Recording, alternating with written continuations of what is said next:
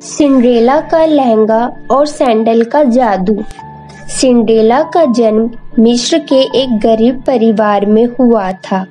Cinderella जब 5 साल की थी जब ही उसके माता पिता की मृत्यु हो गई थी। अब सिंड्रेला अपनी चाची मियाना और चचेरी बहन पीहू के साथ रहती है, जो सिंड्रेला को बिल्कुल प्यार नहीं करती थी।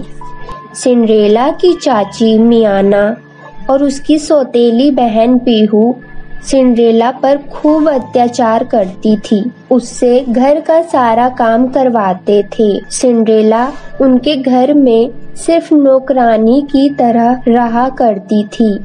ऐसे ही एक दिन पूरे गांव में घोषणा होती है, सुनो सुनो, इस राज्य के सभी लोग ध्यान से सुनो। हमारे राजा अनालिश के लिए एक सुंदर राजकुमारी की तलाश है, जिसके लिए कल रात सभा में एक आयोजन किया जा रहा है। उस सभा में जो लड़की हमारे राजकुमार को पसंद आएगी वही बनेगी मिस्र की महारानी। सभा में इस राज्य की सभी लड़कियों को आमंत्रित किया जाता है, सभी युवा लड़कियां जरूर आए। ये घोषणा सुनते ही पूरे राज्य में खुशी छा जाती है। सभी लड़कियां खुद को उस सभा में ज्यादा सुंदर दिखाने की तैयारी में लग जाती है, खासकर कि पीहू। माँ, मैं इस सभा में क्या पहनूं? तू चिंता मत कर, मैं तेरे लिए आज ही मीना बाजार से 50,000 रुपए वाला लहंगा लेकर आती हूँ। सभा में तो तू ही सबसे सुंदर दिखेगी। देखना, राजकुमार तुझे ही पसंद करेगा। सच्ची में माँ? हाँ मेरी बेटी, भला तुझसे सुंदर है कोई इस राज्य में? चल अब जल्दी से अपने चेहरे पर ये उपटन लगा ले, जिससे ये चांद सा चेहरा और निखर जाए। मैं तेरे लिए लहंगा लेकर आती हूँ। तभी सिंड्रेला भी उनकी बातें सुन लेती है। चाची, बाजार जा रही हो तो मेरे लिए भी कोई सस्ती सी फ्रॉक ले आना। मेरे सारे कपड़े फट गए हैं, मैं सभा में क्या पहनकर जाऊंगी? ये सुनकर पीहू जोर जोर से हंसती है। हाँ हाँ, अरे बेवकूफ, राजकुमार को अपने लिए राजकुमारी चाहिए, नौकरानी नहीं, समझी?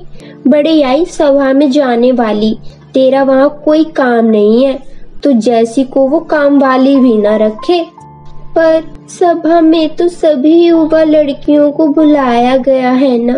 अरे करमजली, जन्म लेते ही माँ बाप को खा गई, अब क्या सभा में जाकर राजकुमार को खाएगी क्या?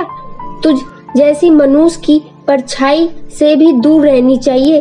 तू कहीं नहीं जाएगी, घर में काम पड़ा है, जा वो जाके कर। चाची और पीहू से इतना सब कुछ सुनने के बाद सिंड्रेला रोते रोते घर के कामों में लग गई। ऐसे ही 2 दिन बीत जाते हैं। पीहू सुबह से ही बहुत खुश थी, क्योंकि आज रात को उसे सभा में जाना था। पीहू लहंगा पहनकर आती है। मैं कैसी लग रही हूँ माँ? मेरी बेटी, तू तो बिल्कुल राजकुमारी लग रही है। किसी की नजर ना लगे मेरी बेटी को। वो सब तो ठीक है माँ, पर मैं अपने हेयर स्टाइल कैसे करूँ, मुझे तो समझ ही नहीं आ रहा है। बुरा न मानो तो पीहू, तुम्हारे हेयर स्टाइल मैं बना दूँ? मुझे बहुत अच्छे अच्छे हेयर स्टाइल बनाने आते हैं।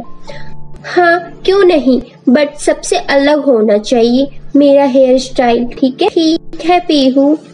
सिंड्रेला पीहू के बाल बनाते बनाते एक बार फिर अपनी चाची से बोलती है, चाची प्लीज मुझे भी सभा में ले चलिए ना।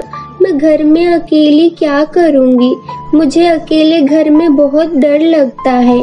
मैं बस दूर से ही आप सबको देखूंगी, प्लीज चाची। तू तो बड़ी ढीठ लड़की है, मैंने एक बार मना कर दिया तो तुझे समझ नहीं आ रहा क्या? रुक, तेरा सभा में जाने का भूत मैं अभी उतारती हूँ, चल मेरे साथ। और फिर इस तरह उसकी चाची सिंड्रेला को घसीटते हुए एक अंधेरे कमरे में ले जाकर बंद कर देती है। अब यहीं पर सड़ती रह, चलो।